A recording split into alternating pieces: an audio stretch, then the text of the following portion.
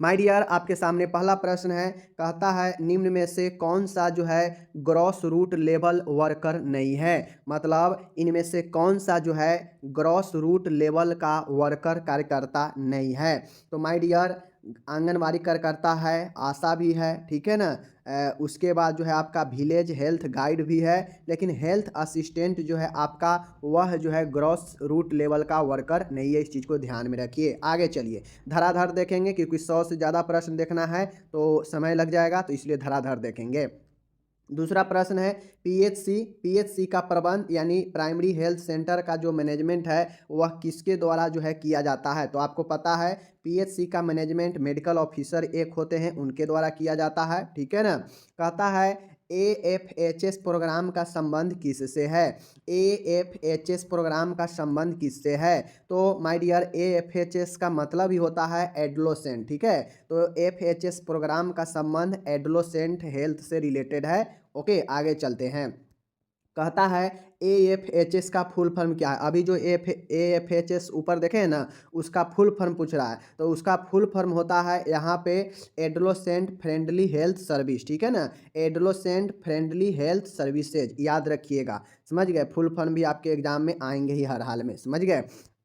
पांचवा प्रश्न है निम्न में से कौन सा सेंटेंस सही है, कौन सा वाक्य सही है। व्यक्ति का फिजिकल एंड मेंटल डेवलपमेंट पर्यावरण पर काफ़ी हद तक निर्भर करता है, बिल्कुल सही है। वायु में प्रदूषण की उपस्थिति स्वास्थ्य के लिए हानिकारक है, सही है। मनुष्य के फिजिकल एंड मेंटल डेवलपमेंट हेतु पर्यावरण का पोल्यूशन फ्री होना जरूरी है, बिल्कुल सही है। पोल्यूशन फ्री मतलब पोल्यूशन मुक्त होना जरूरी है, यानी ऑप्शन डी सब के सब इसमें वाक्य सही है हमारे नज़रे से, तो ये सही है, ठीक है। निम्न में से सेफ वाटर सुरक्षित जल का क्या विशेषता होता है। तो इसमें पैथोजन अब्सेंट होता है, अनुपस्थित होता है। पैथोजन उसे कहते हैं जो रोग उत्पन्न करता है, समझ गए ना। तो इसमें रोग उत्पन्न करने वाले सूक्ष्म जीव नहीं होते हैं, बिल्कुल सही है। यह हार्मफुल केमिकल के रहित होता है, मतलब नहीं होता है, बिल्कुल सही है। यह गंधहीन होता है, यह भी सही है। और उपरोक्त सभी मतलब सुरक्षित जल जो है आपके सभी गुण को रखता है, इसलिए ऑप्शन डी आपका सही है। ओके, सातवां प्रश्न है निम्न में से जल का यूज क्या है। पीने में, कृषि कार्य में, उद्योगों में और सभी। तो सभी, जल का कार्य सभी है, ठीक है। आगे चलिए, आठवां नंबर का प्रश्न है, धराधर देखिए। निम्न में से पर्यावरण के बायोलॉजिकल कंपोनेंट में शामिल है, मतलब जैविक तत्व में शामिल है, पर्यावरण के जैविक में कौन शामिल है। कहता है पेड़ पौधे, सूक्ष्मजीव, पशु, जलवायु, मृदा, इमारतें, कल कारखाने, सामाजिक परंपरा, रीति रिवाज, रूढ़िवादी आदि, ठीक है। धूल, धुआं, गैसें आदि। तो my dear, right answer option A होगा कि पर्यावरण का जो कंपोनेंट है पेड़ पौधा, सूक्ष्मजीव, पशु, ये सब जो है आपके क्या है, यह आपके जो है यहाँ पे देख लीजिए, स्पष्ट रूप से देख लीजिए क्या पूछा था कि कौन जो है पर्यावरण के जैविक घटक है। तो पर्यावरण का जैविक घटक पेड़ पौधा, सूक्ष्मजीव और पशु आदि है, ठीक है। जल वायु भी होगा, मृदा भी होगा, बट इसमें कल कारखाना आ गया है तो ये नहीं होगा, समझ गए। सामाजिक रीति रिवाज, ये कोई बायोलॉजिकल फैक्टर है नहीं। गैस, धुआं, गैस, ये सब तो होगा नहीं, ठीक है ना। तो ये हो गया आपका। आगे है निम्न में से पर्यावरण के सामाजिक घटक में शामिल है। पर्यावरण के सामाजिक घटक में कौन शामिल है, मतलब पर्यावरण के सामाजिक घटक में कौन शामिल है। तो आपके सामने है ऑप्शन ए सामाजिक परंपरा, रीति रिवाज, रूढ़ियाँ। ये जो है पर्यावरण के समाज में पाया जाता है। सामाजिक परंपरा, रीति रिवाज, रूढ़ियाँ, ये सब जो है आपके पर्यावरण वो भी समाज में पाया जाता है, समझ गए ना। सामाजिक पर्यावरण भी होता है, पता होना चाहिए। पोल्यूटेड वाटर के सेवन से होने वाली बीमारियां कौन नहीं है। क्वेश्चन समझिएगा, यहाँ पे ये नहीं पूछ रहा है कि कौन है, कौन नहीं है ये बताना है। मतलब इनमें से कोई एक दिया होगा जो पोल्यूटेड वाटर से जो है आपके जो है नहीं होता है, समझ गए ना, होने वाला बीमारी नहीं है। तो पोलियो, हैजा, हेपेटाइटिस, एड्स। तो आपको पता है पोलियो भी जो है गड़बड़ दूषित पानी से होता है, हैजा भी होता है, हेपेटाइटिस भी होता है, लेकिन एड्स जो है आपके सेक्सुअल ट्रांसमिटेड डिजीज है। तो यही एक ऐसा ऑप्शन में है जो पोल्यूटेड वाटर से बीमारी नहीं होता है। ओके, आगे है 11, जल का सबसे बड़ा मेन सोर्स कौन सा है। सबसे बड़ा स्रोत वर्षा, नदी, झरने, तालाब। तो सबसे बड़ा स्रोत जो है वह रैन है, वर्षा, ठीक है, जल का। ओके, आगे चलिए एकदम धराधर हम लोग देखेंगे निम्न में से भूमिगत जल का सोर्स क्या है। तो भूमिगत जल का सोर्स है आपका देख लीजिए ऑप्शन ए और बी, मतलब ट्यूबवेल और बेल। कुआं के पानी भी जल के अंदर से ही आता है और ट्यूबवेल भी जो है अंदर से ही आता है। बाकी नदी का जो पानी होता है वो उसका स्रोत जो है आपका झरना भी होता है, ठीक है। उसके बाद पहाड़ भी होता है, वर्षा का जल भी नदी में रहता है।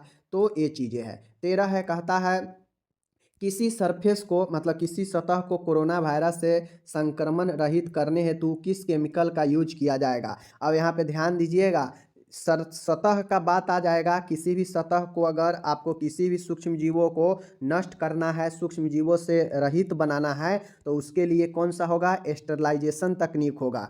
और इसके लिए जो केमिकल होगा सोडियम हाइपोक्लोराइट होता है, यह सतह को बिल्कुल क्लीन कर देता है, समझ गए। 14 नंबर कहेगा निम्न में से वाटर पोल्यूशन की रोकथाम का उपाय क्या है। मतलब जल प्रदूषण की रोकथाम का क्या उपाय है इनमें से।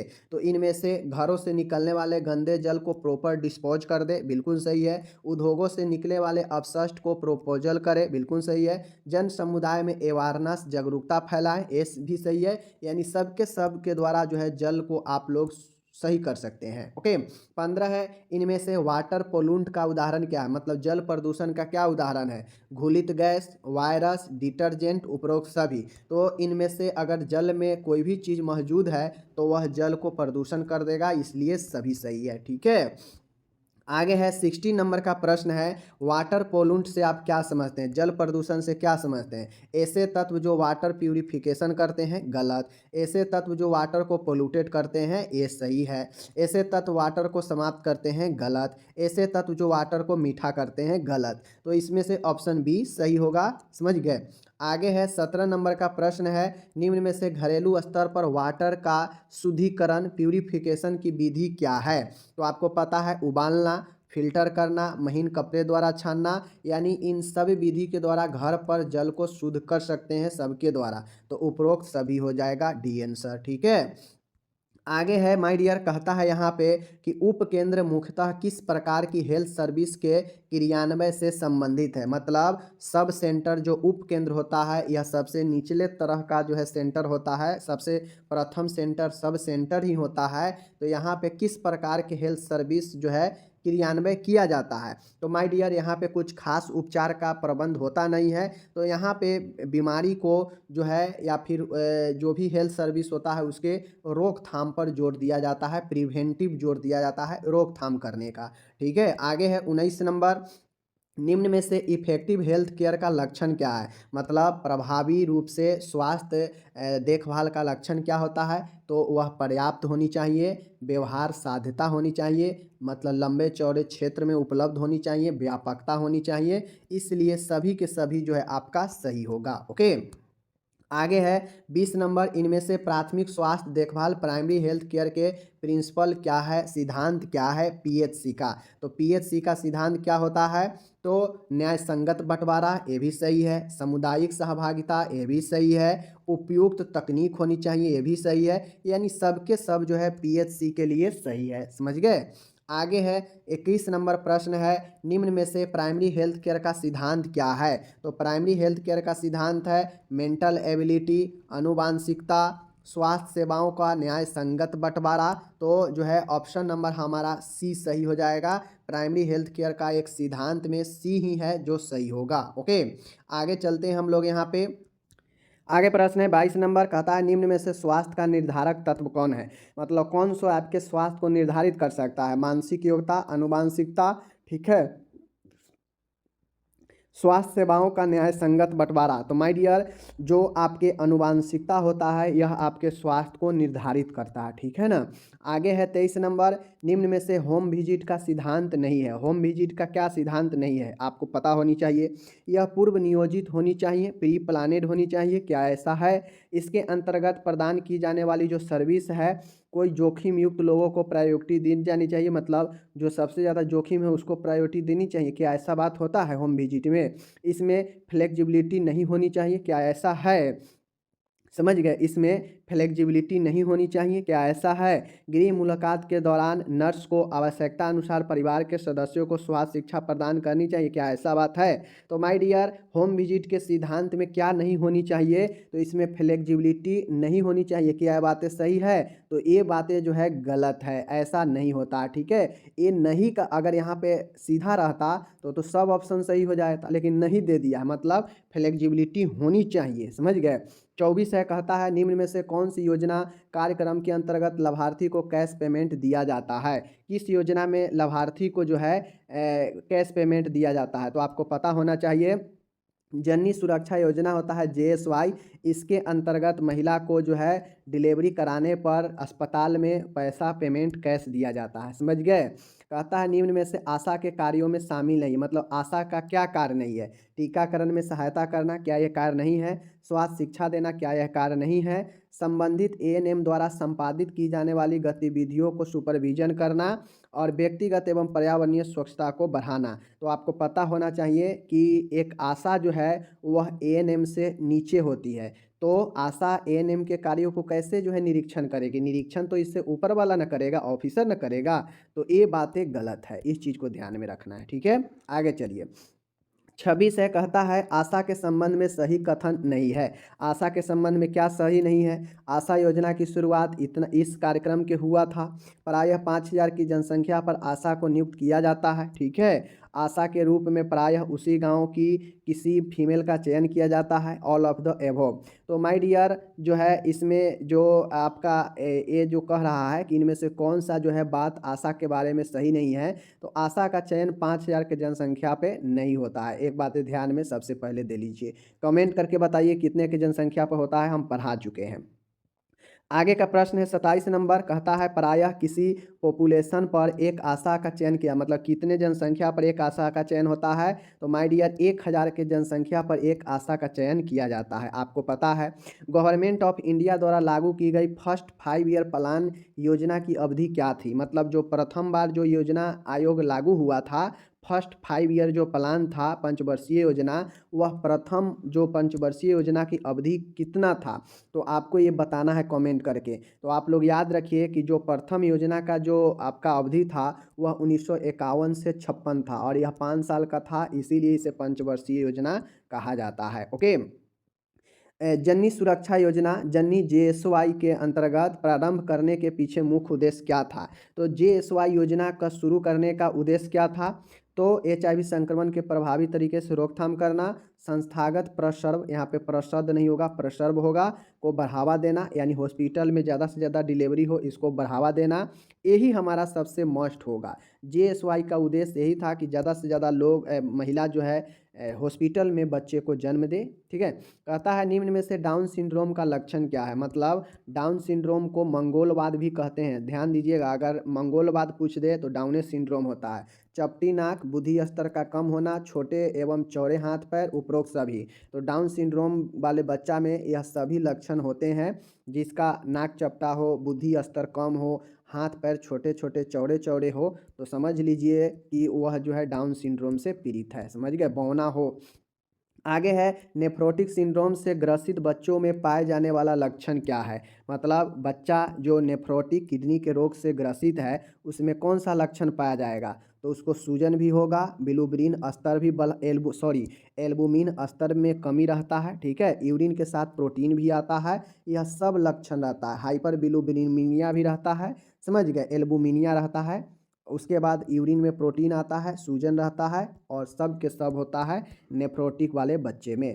टोडलर से क्या समझते हैं आप? तो टोडलर जो होता है वह 1 से लेकर 3 वर्ष के बच्चे को टोडलर कहते हैं, पता होनी चाहिए।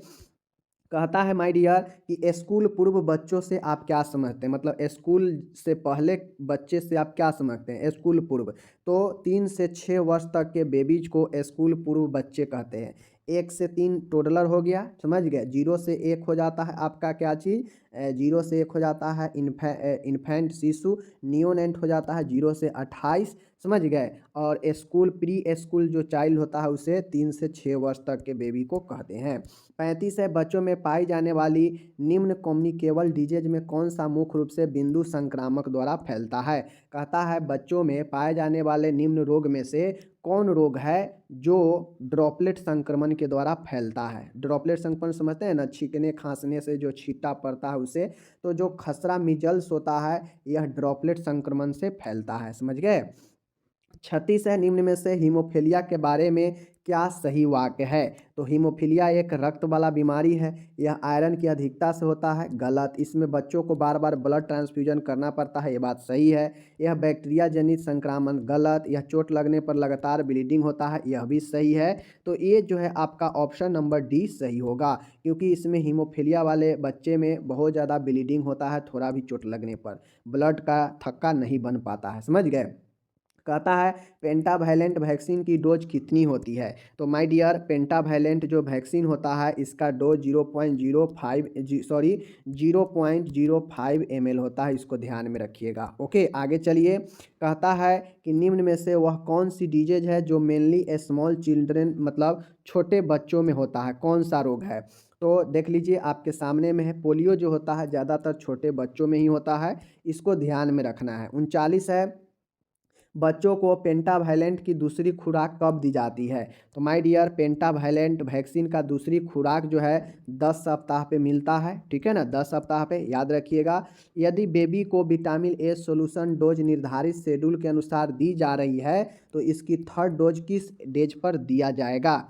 मतलब पूछ रहा है कि निर्धारित समय शेड्यूल के अनुसार अगर शिशु को विटामिन ए का घोल दिया जा रहा है तो जो थर्ड डोज है, अब एक दो के बारे में नहीं पूछ रहा है, सीधा थर्ड डोज के बारे में पूछ रहा है कि कब देंगे, किस एज पर।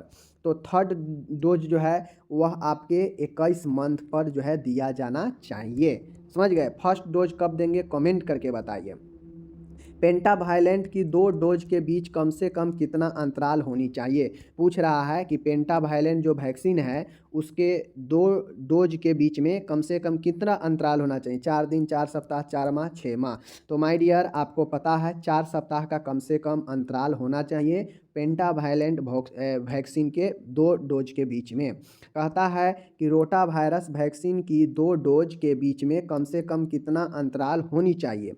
अब रोटा वायरस वैक्सीन के बारे में पूछ रहा है कि इस अगर रोटा वायरस के 2 डोज है तो दोनों डोज के बीच में कितने का अंतर होना चाहिए। मतलब एक के बाद दूसरा देंगे तो वह कितने दिन के बाद देंगे।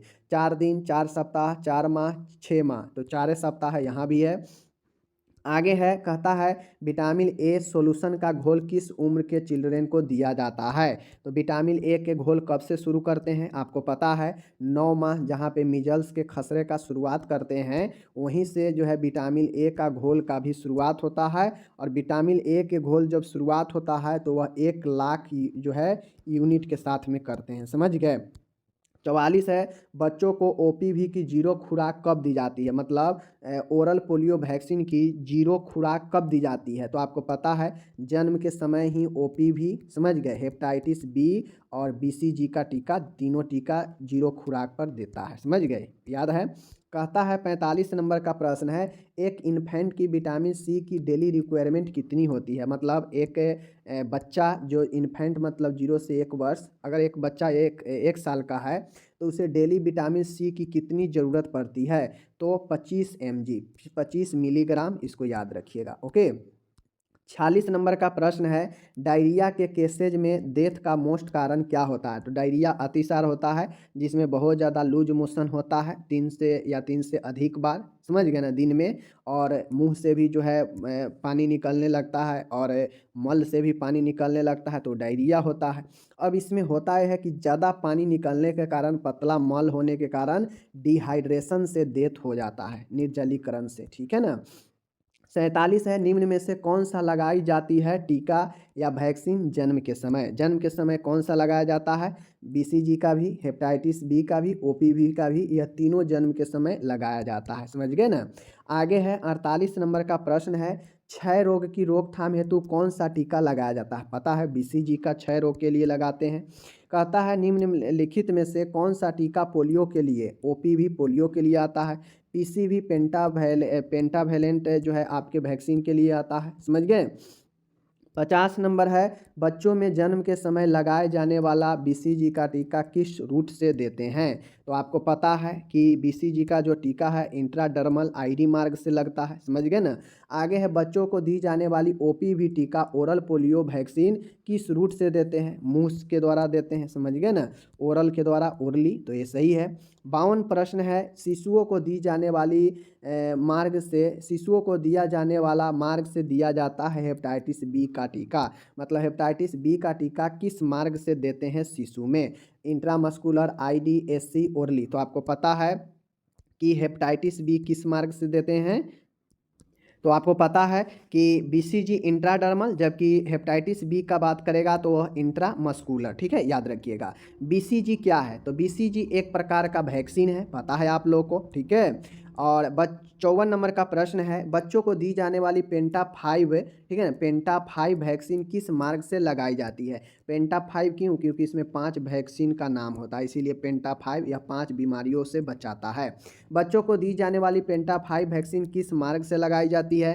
तो पेंटा 5 भी इंट्रामस्कुलर से ही लगाते हैं, मांस में ही। ओके, बच्चों को आईपीवी किस मार्ग से दी जाती है? यानी इनएक्टिव पोलियो वैक्सीन जो होता है किस मार्ग से देते हैं? तो माय डियर आपको पता है कि इंट्राडर्मल। समझ गए ना? इंट्राडर्मल, मतलब इंट्राडर्मल से भी आईपीवी देते हैं। अब आगे है 56 नंबर का प्रश्न है, कहता है आरबीएसके में निम्न में से कौन सी डिफिशियंसी डिजीज शामिल नहीं है? आरबीएसके मैं आपको पढ़ा चुका हूँ। समझ गए ना? राष्ट्रीय बाल जो है सुरक्षा कार्यक्रम होता है, इसमें विटामिन सी डिफिशियंसी को शामिल नहीं किया गया है। यानी विटामिन सी की कमी जो होता है उसको शामिल इसमें नहीं किया गया है। आगे है, निम्न में से दूध उत्पादन प्रतिवर्त मिल्क प्रोडक्शन रिफ्लेक्स में सहायक हार्मोन कौन सा है? मतलब दूध को उत्पादन करने में कौन सा हार्मोन सहायक है? तो आपको पहले से पता है, प्रोलैक्टिन जो है यह सहायक होता है निर्माण करने में। ठीक है ना? निर्माण करने में जो है आपके दूध उत्पादन करने में प्रोलैक्टिन सहायक है। ठीक है, जबकि सीक्रेट की बात करेगा, समझ गए ना, सीक्रेशन की बात करेगा तो उसके लिए ऑक्सीटोसिन जिम्मेदार होता है दूध को छाती में लाने के लिए।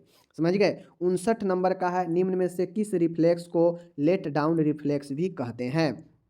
तो लेट डाउन रिफ्लेक्स किसे कहते हैं? आपको पता है कि शिशु में रिफ्लेक्स पाया जाता है, तो लेट डाउन रिफ्लेक्स को मिल्क इजेक्टिंग रिफ्लेक्स भी कहते हैं। समझ गए? याद रखिएगा।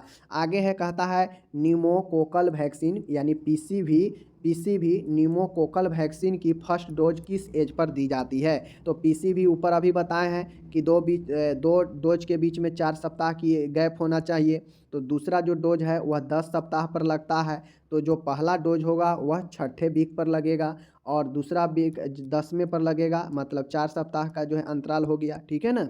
आगे चलिए, 61 है, न्यूमोकोकल यानी पीसीवी की सेकेंड डोज किस एज पर दी जाती है? तो आपको ऑटोमेटिक पता है, ऊपर अभी पढ़ा दिए। तो यह जो है आपको यहाँ पे देख लीजिए, कहता है न्यूमोकोकल वैक्सीन यानी पीसीवी की सेकेंड डोज किस उम्र पर दी जाती है? तो माय डियर 14 वीक पर। याद रखिएगा, सेकेंड जो डोज है 14 वीक के आसपास दिए जाते हैं। नाम एकदम दिमाग में बैठाइए कि हम कौन सा पेंटा 5 बता रहे हैं, न्यूमोकोकल बता रहे हैं, कौन सा बता रहे हैं। ठीक है, 62 है, निम्न में से कौन सा टीका बर्थ पर नहीं दिया यानी जन्म पर नहीं दिया जाता? बीसीजी दिया जाता है, ओपीवी दिया जाता है, हेपेटाइटिस बी दिया जाता है, ए नहीं दिया जाता है। समझ गए? चलिए आगे चलिए। आगे प्रश्न है, निम्न में से कौन सा टीका 6 वीक मतलब छठे सप्ताह की एज पर नहीं दिया जाता है? तो इनमें से कौन सा टीका छठे सप्ताह पर दिया जाता है? तो माय डियर आपका पीसी भी जो है दिया जाता है, पेंटावेलेंट भी दिया जाता है, आईपी भी दिया जाता है, लेकिन डीपीटी नहीं दिया जाता है। समझ गए? डीपीटी आपका जो है नहीं दिया जाता है। ये चीज़ को आप लोग को समझना है। समझ गए ना? छठे सप्ताह में ये जो है नहीं दिया जाता है, इस चीज़ को ध्यान में रखना है। ओके, आगे चलिए, यहाँ पे कहता है निम्न में से कौन सा टीका 10 वीक की एज पर नहीं दिया जाता है? 10वें सप्ताह में कौन सा टीका नहीं दिया जाता है? तो यहाँ पे आप लोग समझिए। हेलो डियर, देखिए यहाँ पे जो 63 नंबर का प्रश्न है, कहता है कि कौन सा टीका 6 वीक के एज पर नहीं दी जाती है? तो आंसर में यहाँ पे डीपीटी दिया गया है। आप लोग कमेंट करके जो है बताइए। ये जो है यहाँ पे टाइपिंग मिस्टेक है, ठीक है ना, टाइपिंग मिस्टेक है, क्योंकि हम जानते हैं डीपीटी का टीका जो है कब कब दिया जाता है। आप लोग कमेंट करके बताइए, ठीक है ना। तो यहाँ पे दोनों आंसर का जो है यहाँ पे पूछ रहा है कि 10 वीक की एज पर कौन सा टीका जो है नहीं दिया जाता है। यहाँ भी डीपीटी दिया गया है, जो कि यहाँ पे डाउटेबल है, ठीक है, टाइपिंग मिस्टेक है, आप लोग देख लीजिएगा, समझ गए ना। चलिए आगे बढ़ते हैं।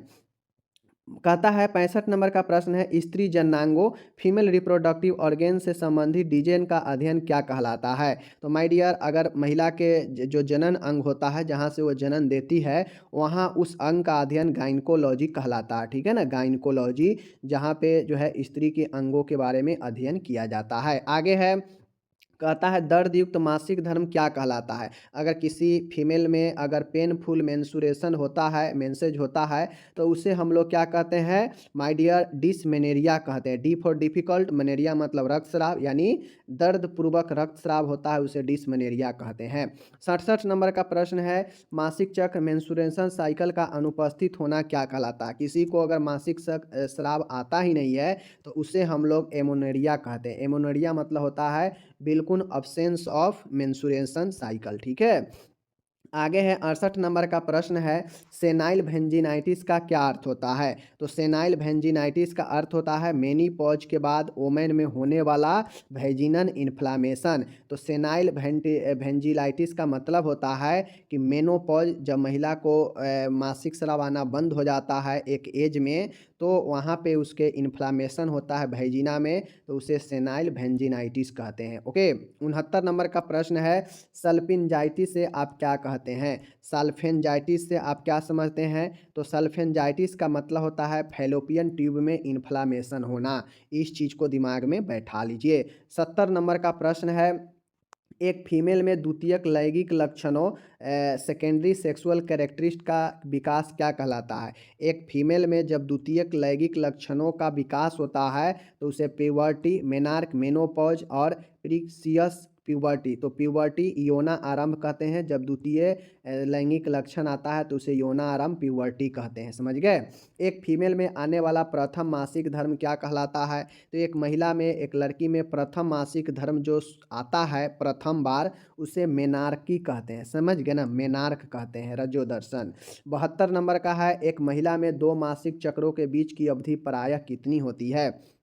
एक महिला है और एक महिला में 2 मासिक चक्रों के बीच का जो अवधि होता है वह कितना होता है। तो आपको पता है 28 से 30 दिन का होता है, क्योंकि हम जानते हैं महीने में एक बार ये चीज़ें आता है और वह 3 से 5 दिन तक रहता है। तो प्रत्येक 28 से 30 दिन के बाद ये चीज़ें होते रहता है, समझ गए। ऐसे अगर ऑप्शन में 25 से 30 दिन रहता, तो या 25 से 28 रहता, तो वो भी सही होता, समझ गए। आगे है, एक महिला की मेनार्की की एज मतलब रजोदर्शन शुरू जो होता है उसका एज कब होता है। तो 11 से 13 वर्ष की उम्र में प्रथम बार मासिक धर्म आता है, समझ गए, जिसे मेनार्की कहते हैं। ओके, 74 नंबर का प्रश्न है, एक महिला में मेनोपॉज की उम्र क्या होती है। तो मेनोपॉज मेनार्की होता है जब प्रथम बार मासिक धर्म आता है, और मेनोपॉज होता है जहाँ पे मेंसेज पॉज हो जाता है, रुक जाता है, समझ गए। तो वह उम्र होता है 45 से 50 वर्ष का उम्र, जहाँ पे एक महिला में मासिक धर्म आना बंद हो जाता है। 75 नंबर का प्रश्न है, मासिक चक्र की प्रोलिफरेटिव अवस्था, प्रोलिफरेटिव फेज के बारे में ट्रू सेंटेंस क्या है। तो प्रोलिफरेटिव फेज के बारे में क्या सही है। तो यह मेंसुरेशन के साथ स्टार्ट हो जाता है तथा ओवुलेशन के साथ समाप्त हो जाता है। प्रोलिफरेटिव जो फेज है उसमें मासिक स्राव जो आता है उसके साथ में यह फेज शुरू हो जाता है, और जब ओवुलेशन होता है, अंडोत्सर्ग, वहाँ पे समाप्त हो जाता है ये फेज। 76 नंबर का प्रश्न है कि निम्न में से मेंस्ट्रुएशन साइकिल की मेंस्ट्रुएशन फेज के बारे में ट्रू सेंटेंस क्या है। तो माय डियर, मेंस्ट्रुएशन साइकिल के मेंस्ट्रुएशन फेज के बारे में सही ए है कि इस फेज के दौरान योनि से ब्लीडिंग होने लगता है। यानी मेंस्ट्रुएशन साइकिल का मतलब ही होता है कि मेंस्ट्रुएशन से ब्लीडिंग होने लगता है योनि से, ठीक है ना। और उसमें जो है और भी सारे पदार्थ होते हैं ब्लीडिंग के साथ। मासिक चक्र की मेंस्ट्रुएशन फेज की अवधि कितना होता है। तो जो ब्लीडिंग आता है वेजिना से, उसका जो समय होता है 3 से 5 दिन का ही होता है, जहाँ पे वेजिनल डिस्चार्ज होता है, ब्लड के साथ में और भी सारे पदार्थ सीक्रेट होता है, और वही जो है मेंसेज फेज होता है, ठीक है ना। 78 नंबर का प्रश्न है, मासिक चक्र के प्रोलिफरेटिव फेज की अवधि कितना होता है? तो प्रोलिफरेटिव फेज का जो अवधि होता है 9 से 10 दिन का होता है, इसको ध्यान में आपको रखना है। 79 नंबर का प्रश्न है, जब दो मासिक चक्रों के मध्य का इंटरवल बढ़कर 35 दिन का हो जाता है तो यह स्थिति क्या कहलाता है? मतलब एक फीमेल में अगर 25 से 30 दिनों का अंतराल या 25 से 28 दिनों के अंतराल से बढ़कर अगर 35 दिन का अंतराल हो जाए तो फिर जो है यह स्थिति क्या कहलाता है? मेनोरिया कहलाता है, मतलब मासिक स्राव का कम होना, ठीक है ना, ओलिगोमेनोरिया। 80 नंबर का प्रश्न है, जब मेंस्ट्रुएशन के दौरान होने वाला रक्तस्राव की मात्रा तथा अवधि कम हो जाती है तो यह स्थिति क्या कहलाती है? तो अभी ऊपर बताए हैं आपको हाइपोमेनेरिया। जब अवधि भी कम हो जाए और मात्रा रक्तस्राव का भी कम हो जाए तो उसे हाइपोमेनोरिया कहते हैं। हाइपो मतलब कम और मेनोरिया मतलब रक्तस्राव का होना, ठीक है। 81 नंबर है, यहाँ पे उफराइटिस होगा, ठीक है ना। उफराइटिस से आप क्या समझते हैं? तो उफराइटिस का मतलब होता है ओवरी, जो अंडाशय होता है उसका इन्फ्लामेशन होना उफराइटिस कहलाता है। ओ फॉर ओवरी और ओ फॉर ओफराइटिस, ठीक है। हम लोग जानते हैं कि जिसके लास्ट में आइटिस लगा है वह इन्फ्लामेशन को बताता है, तो वह ओवरी का इन्फ्लामेशन होगा, उफराइटिस, समझ गए ना। आगे चलिए, एक महिला में मेंस्ट्रुएशन साइकिल का बंद हो जाना क्या कहलाता है? पता है, मेनोपॉज मतलब मेंस्ट्रुएशन साइकिल का बंद हो जाना, ठीक है। 83 नंबर का प्रश्न है, माय डियर, मासिक चक्र की सेक्रेटरी फेज की अवधि कितना है? अभी ऊपर पढ़ाए हैं कि प्रोलेफरेटरी फेज का अवधि 9 से 10 दिन, तो सेक्रेटरी फेज का जो है कितना समय होता है? 12 से 14 दिन। इस चीज़ को ध्यान में आपको रखना है। कहता है अंडोत्सर्ग ओव्यूलेशन मासिक चक्र के किस फेज में होता है? तो ओव्यूलेशन की जो क्रिया है मासिक स्राव के प्रोलेफरेटरी फेज में होता है, इसको ध्यान में रखना है। आगे चलते हैं, निम्न में से मेंस्ट्रुएशन साइकिल के स्रावी अवस्था सेक्रेटरी फेज के बारे में ट्रू सेंटेंस क्या है? तो सेक्रेटरी फेज स्रावी अवस्था के बारे में क्या सही है? तो माय डियर, यह फेज ओवुलेशन के तुरंत बाद स्टार्ट हो जाता है। तो सेक्रेटरी फेज का मतलब है कि जैसे अंडा जो है टूट जाता है, अंडा ओवुलेशन हो जाता है, मतलब अंडोत्सर्ग हो जाता है, तो उसके तुरंत बाद जो है आपका यह वाला फेज शुरू हो जाता है। कौन? मेंस्ट्रुएशन साइकिल का सेक्रेटरी फेज शुरू हो जाता है। योनि से रक्तस्राव वैजिनल ब्लीडिंग मासिक चक्र के किस फेज में होता है? तो आपको पता है मासिक चक्र के अंतिम फेज होता है मेंस्ट्रुएशन, जहाँ पे ऋतुस्राव होने लगता है, जहाँ पे वैजिनल ब्लीडिंग होता है, और यह 3 से 5 दिन का होता है, ठीक है। कितने वर्ष की उम्र के बाद फीमेल का ब्रेस्ट एग्जामिनेशन रूटीनली किया जाना चाहिए? मतलब कितने उम्र के बाद एक फीमेल में ब्रेस्ट एग्जामिनेशन रूटीन से किया जाना चाहिए? तो 30 वर्ष के उम्र की बाद, क्योंकि 30 वर्ष के बाद जो है ब्रेस्ट में प्रॉब्लम आ सकता है। सर्जिकल प्रोसीजर द्वारा रिमूव करना क्या कहलाता है? यूट्रस को। यूट्रस को सर्जरी के द्वारा हटाना क्या कहलाता है? तो उसे हिस्टेरेक्टोमी कहते हैं। किसी कारण से अगर यूट्रस में समस्या हो गया है और उसको सर्जरी के द्वारा अगर हटाना है तो उसे हिस्टेरेक्टोमी कहते हैं, ठीक है, हिस्टेरेक्टोमी कहते हैं। अंतरा में क्या पाया जाता है? तो अंतरा में सिंथेटिक प्रोजेस्टेरिन होता है। अंतरा में क्या होता है? सिंथेटिक प्रोजेस्टेरिन होता है, ठीक है ना, इसको याद रखिएगा। आगे है 90 नंबर है, गर्भ निरोधक गोली छाया का एक्टिव इंग्रेडिएंट होता है। तो छाया का इंग्रेडिएंट क्या होता है? वह सेंटेक्रोमैन होता है, ठीक है। सेंटेक्रोमैन जो होता है वह इंग्रेडिएंट होता है छाया में, समझ गए। 91 है, कहता है गर्भ निरोधक साधन छाया का उपयोग किस मार्ग द्वारा किया जाता है? तो छाया जो है एक पील होता है जिसको ओरली मुंह के द्वारा लिया जाता है। 92 है, अंतरा जिसे छाया भी हम लोग अंतरा में सिंथेटिक प्रोजेस्टेरिन की मात्रा होती है। अंतरा कहिए छाया कहिए वही चीज़ें हैं। इसमें जो सिंथेटिक प्रोजेस्टेरिन होता है इसकी मात्रा 150 मिलीग्राम mg में होता है, याद रखिएगा। अंतरा इंजेक्शन कितने महीनों बाद रिपीट किया जाता है? तो अंतरा जो इंजेक्शन होता है यह 3 महीनों के बाद रिपीट किया जाता है, इसको ध्यान में रखना है। 94 नंबर का प्रश्न है, शुरुआती 3 महीनों के दौरान छाया गोली किस शेड्यूल से ली जानी चाहिए? तो जो कहता है छाया जो गोली है वह शुरुआती शेड्यूल के अनुसार छाया गोली किस शेड्यूल से ली जानी चाहिए शुरुआती के 3 महीने में? तो ट्विस इन ए वीक मतलब सप्ताह में 2 बार छाया की गोली लेनी चाहिए शुरुआती 3 महीने, समझ गए।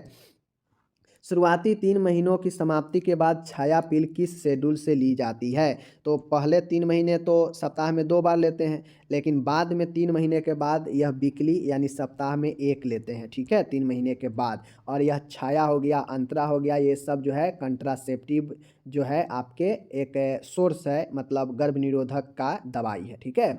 छाया है, छाया एक गर्भ निरोधक साधन है, इस चीज़ को ध्यान में आपको रखना है गर्भ को रोकने का।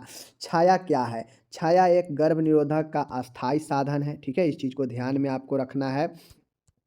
आगे है माय डियर, यहाँ पे आपके सामने में है, यहाँ पे देख लीजिए, कहता है सॉरी, छाया जो है महिला गर्भ निरोधक का एक साधन है, यहाँ पे अस्थायी साधन नहीं होगा, महिला गर्भ निरोधक का एक साधन है, कौन? छाया, समझ गए। 98 है, छाया गर्भ निरोधक पिल मतलब गोली फर्स्ट डोज किस दिन ली जाती है? छाया का प्रथम डोज किस दिन लिया जाता है? तो माय डियर मेंस्ट्रुएशन साइकिल के प्रथम दिन, जब महिवारी आता है उसके प्रथम दिन ही छाया का प्रथम डोज लिया जाता है। 99 नंबर का है, गर्भाशय यूट्रस के इनर मोस्ट लेयर क्या कहलाता है? मतलब गर्भाशय के आंतरिक लेयर को इंडोमेट्रियम कहते हैं, इसको पता होनी चाहिए। हृदय के आंतरिक लेयर को जो है इंडोकार्डियम कहते हैं, समझ गए, इसको याद रखना है। आगे है 100 नंबर है, ओवुलेशन प्रायः मेंस्ट्रुएशन साइकिल के कौन से दिन होता है? तो आपको पता है ओवुलेशन जो है मेंस्ट्रुएशन साइकिल के 14वें दिन होता है, ठीक है। 101 नंबर है, पेस्ट्री ट्रीटमेंट निम्न में से किस डिजीज के उपचार हेतु लिया जाता है? तो जो पेस्ट्री ट्रीटमेंट होता है यह आपके माय डियर जो है जेनाइटल प्रोलैप्स के लिए लिया जाता है, ठीक है, याद रखिएगा। 102 नंबर है, निम्न में से महिलाओं में पाया जाने वाला सबसे कॉमन बिनाइन ट्यूमर क्या होता है? मतलब एक महिला में जो ट्यूमर यानी जो कैंसर का जो लक्षण होता है बिनाइन वाला, जो आपके यह प्रारंभिक लक्षण होता है ट्यूमर में, तो यह जो है यूटेराइन फाइब्रॉइड मतलब गर्भाशय में छोटा छोटा फाइबर टाइप से ट्यूमर बन जाता है, जिसको यूटेराइन फाइब्रॉइड बोलते हैं। तो यह जो है बेनाइन ट्यूमर के रूप होता है, समझ गए। 103 नंबर है, स्तनों का स्वयं द्वारा परीक्षण मेनली किस स्थिति में किया जाता है? मतलब किस किस पोजीशन में ब्रेस्ट सेल्फ एग्जामिनेशन होता है? तो शीशे के सामने खड़ा होकर सही है, लेटी हुई अवस्था में सही है, फुहार यानी सोवर में भीगा हुआ, ये भी सही है, यानी सब सही होगा। 104 है, कहता है निम्न में से इनफर्टिलिटी का कारण नहीं है, मतलब बांझपन का कारण इनमें से क्या नहीं है? तो माय डियर बांझपन की कारण में एजुस्पर्मिया भी है, एस्पर्मिया भी है, वैजिनल एट्रेसिया भी है, लेकिन एटीवर्टेड एंड एंटीफ्लेक्सेड यूट्रस जो है आपके बांझपन का कारण नहीं होता है, चाहिए ध्यान में रखिए। 105 है, निम्न में से बाध्यता इनफर्टिलिटी के ट्रीटमेंट की विधि में शामिल है? तो इनफर्टिलिटी बांझपन के जो आपका उपचार होता है उनमें क्या शामिल है? हिस्टेरेक्टोमी, IVF, ठीक है, इन विट्रो फर्टिलाइजेशन, समझ गए। तो इन विट्रो फर्टिलाइजेशन जो है आपके बांझपन का एक उपचार है, जो आजकल बहुत बड़े बड़े हॉस्पिटल IVF के नाम पर ठगी भी करते हैं, समझ गए ना। देखते होइएगा बड़े बड़े शहरों में IVF के द्वारा बच्चे जनन सुखी पाए, बच्चा का सुखी ले, ठीक है, ऐसे रहता है प्रचार करते हुए। निम्न में से कंट्रासेप्शन का कौन सा साधन अन्य की तुलना में अधिक समय तक प्रेगनेंसी से प्रोटेक्शन प्रदान करता है? मतलब इनमें से कौन सा है जो आपके सबसे ज़्यादा समय तक प्रेगनेंसी को प्रोटेक्शन प्रदान करता है? तो माय डियर कंडोम भी आपका जब ज़रूरत होता है तभी काम देता है। मालाएन और DPM ये भी जो है आपका टेम्पोररी ही होता है, कुछ ही समय के लिए। लेकिन IUCD जो है एक लंबे इंट्रा यूटेराइन कंट्रासेप्टिव डिवाइस जो होता है यूट्रस के अंदर लगाया जाता है, जिसमें आपको कॉपर आता है, ठीक है, अलग अलग जो है आपके डिवाइस आते हैं, T शेप में होता है, जिसको यूट्रस के अंदर फिट कर दिया जाता है। तो यह नॉर्मली आपके सालों साल 3 साल से लेकर 10 साल तक काम करता है, ठीक है ना। 107 है, निम्न में से इंजेक्टेबल कंट्रासेप्टिव मेथड का एग्जाम्पल है? मतलब इंजेक्शन के द्वारा लिया जाने वाला गर्भ निरोधक कौन सा है तरीका? तो DMPA जो होता है वह आपका इंजेक्शन के रूप में है। बाकी कंडोम, IUCD, मालाएन तो टैबलेट ही है, IUCD एक डिवाइस है, कंडोम आप लोग जानते ही हैं, ठीक है। आगे चलिए, 108 है और आज का लास्ट प्रश्न है, कॉपर T380A यह एरिया को बताता है कि इतना एरिया एक्युपाइड करता है, कितने वर्ष के लिए कंट्रासेप्टिव प्रोटेक्शन प्रदान करती है। तो मेनली ये जो कॉपर T380A है यह 3 वर्ष से लेकर 10 वर्ष तक जो है आपको गर्भ से बचाता है। तो 10 वर्ष इसका राइट आंसर होगा, इसको ध्यान में रखिएगा। तो मैंने आज आपको जो है 108 प्रश्न कराया, ठीक है ना, 108 प्रश्न कराया।